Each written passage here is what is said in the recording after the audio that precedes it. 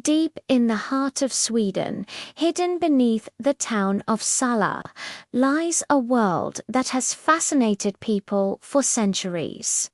The Sala silver mine. The moment you step inside, you feel that this place is full of secrets, dark shafts, damp walls, and the smell of stone whisper stories from long ago. Here, miners once extracted the precious metal that made kings wealthy and shaped an entire nation, silver. The story begins in the late 15th century when rich veins of silver were discovered. Very quickly, Sala became one of Sweden's most important economic centers.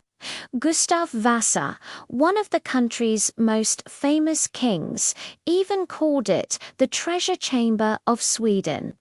For more than 300 years, silver from Sala flowed into the royal treasury.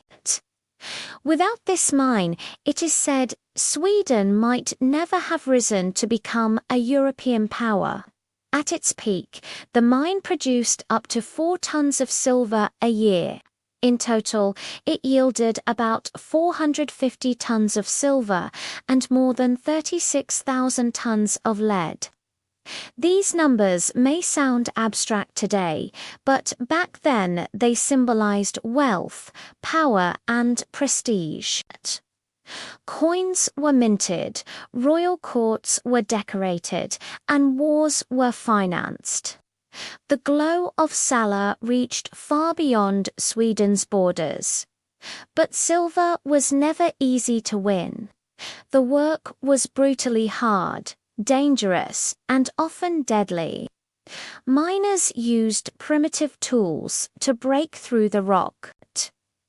Water flooded the shafts, forcing them to construct a clever system of dams, ponds, and channels to hold back the underground streams. Later, water wheels, pumps, and even steam engines were introduced. Every single meter deeper into the earth was a battle against darkness, cold, and the unknown. Today, visitors can experience part of this world for themselves. At a depth of 60 meters, the adventure begins, but the most impressive chambers lie far deeper, at 155 meters below the surface.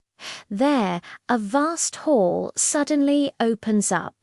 The so-called Victoria Hall, once used for mining. Today it serves as a concert hall. Imagine music echoing through this cavern with an acoustic so unique it gives you goosebumps. Nearby, a mysterious underground lake lies silent and still, lit only by torches and lamps that shimmer on the surface of the water. Down here, the temperature stays constant at just 2 degrees Celsius. Warm clothing is a must. The silence is broken only by the drip of water. Standing in these depths, you begin to understand what it meant to work here every day. No sunlight, only flickering flames, the crack of rock splitting, and the groaning of tools. This mine is not only a place of wealth, but also a place filled with human struggle and sacrifice. Above ground, the legacy of the mine is just as visible. More than 50 historic buildings still stand. Hoisting houses, powder magazines, workshops, and the iconic clock tower that still dominates the mining grounds. Generations of miners lived and worked here. Today, the site feels almost like an open-air museum, yet everywhere you sense the aura of history. Since 1988, the mine has come alive again. Not for silver, but for visitors. Thousands of people from around the world come each year to descend into this extraordinary underground realm. Different tours are available: 1 hour at 60 meters, 90 minutes down to 155 meters, or the Great Mining Tour lasting 3 hours, where you wander through the tunnels and even enjoy a meal deep underground.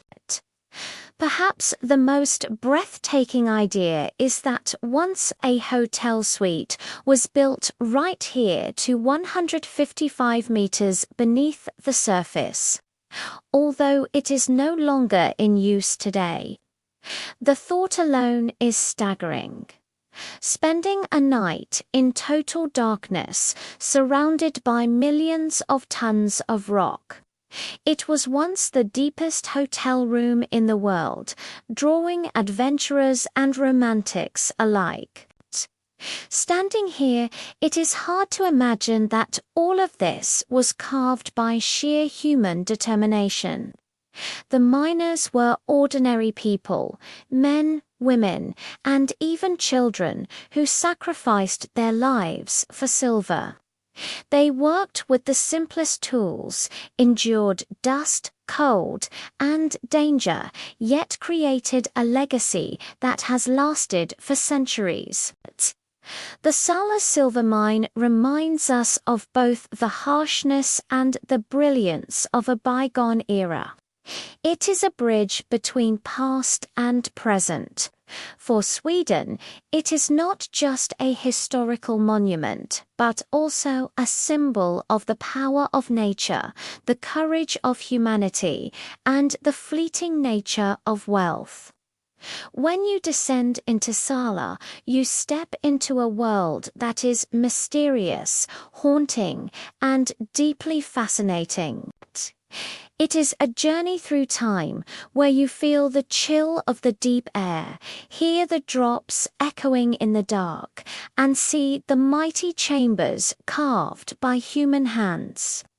A journey that shows just how closely the destiny of mankind and the forces of nature have always been intertwined.